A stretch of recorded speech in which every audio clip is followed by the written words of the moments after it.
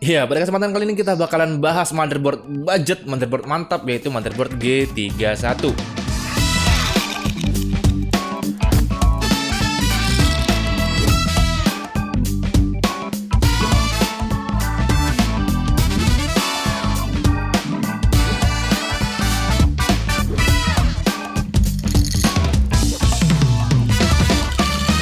Ya, sekilas tentang chipset ini ya, chipset 31 adalah chipset budget jadul Intel dari LGA 775 yang sebenarnya ngomongin chipset G31 itu mirip-mirip sama kayak kita ngomongin chipset G41 ya, dengan perbedaan yang mendasar. Dimana G31 itu menggunakan memori DDR2 dan G41 menggunakan memori DDR3 dan juga berefek ke maksimal RAM yang digunakan. Jadi mungkin pembahasannya kurang lebih mirip sama G41, dan bagi kalian yang udah nonton G41 bakal melihat mungkin pengulangan informasi ya. Sebenarnya motherboard dengan chipset G31 ini ya udah tua, tapi emang masih aja ada yang make. Rilis pada tahun 2007, sebenarnya masih bisa kalian gunakan untuk kebutuhan khusus seperti ngetik-ngetik dan sebagainya.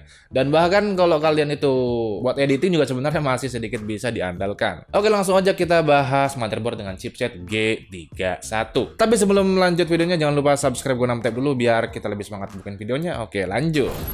Ya, maksimal TDP prosesor pada umumnya hampir di setiap motherboard G31 itu maksimal TDP-nya 95 Watt. Dan untuk support prosesor, semua motherboard chipset G31 support semua prosesor di soket LGA 775.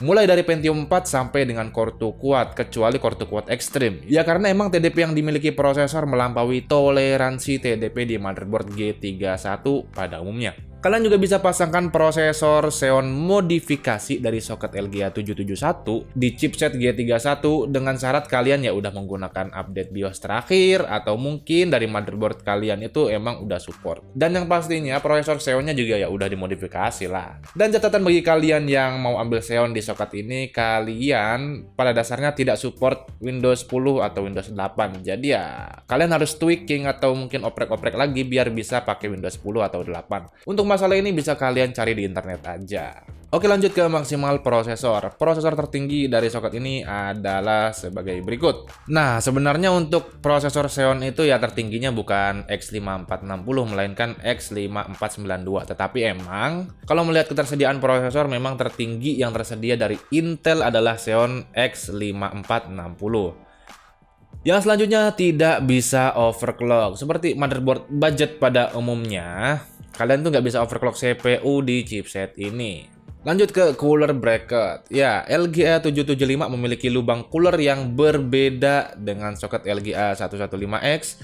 Jadi pastikan kalian itu kalau mau membeli cooler CPU, kalian harus lihat spesifikasi coolernya. Apakah support LGA 775 atau tidak. Nah, untuk prosesor rekomendasi di soket ini, ya prosesor yang paling gua rekomendasikan di soket LGA 775 pastinya adalah Core 2 Quad Q6600. Why? Kenapa? Ya pertama karena dia itu kuat core. Yang kedua ya karena harganya tuh murah banget, cuma 100.000.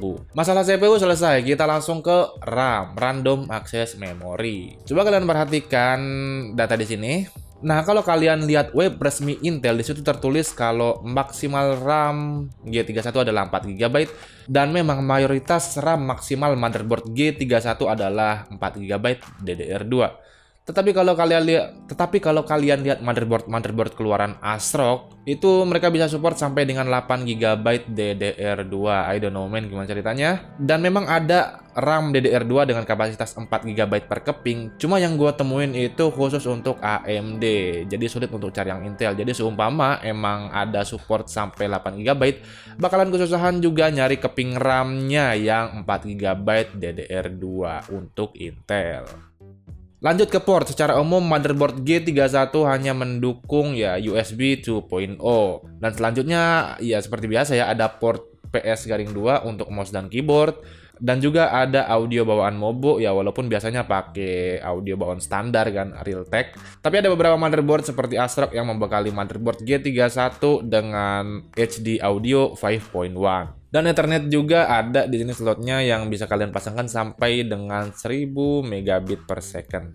Selanjutnya ke PCIe ya. Motherboard dengan chipset ini mendukung PCIe X16. Kalian mesti tahu kalau itu lebih jadul dari PCIe 2.0 X16. Ya namanya juga motherboard jadul. Ya lanjut ke display output. Motherboard dengan chipset G31 memiliki VGA onboard yang pastinya terintegrasi di motherboardnya, yaitu GMA 3100 yang sudah support DirectX 9. Dan jangan berharap banyak ya sama VGA onboard ini. Yang penting bisa nampil layar di monitor juga harusnya udah cukup dan udah harus bersyukur. Dan untuk kalian yang pakai prosesor Xeon ya kalian tuh wajib pakai VGA card karena emang VGA onboard yang ada di motherboardnya tidak bisa digunakan kalau kalian pakai prosesor Xeon. Dan untuk SATA ya di sini support SATA hanya sampai 3 gigabit per second saja. Nah bang, racikan G31-nya dong. Nih gue kasih.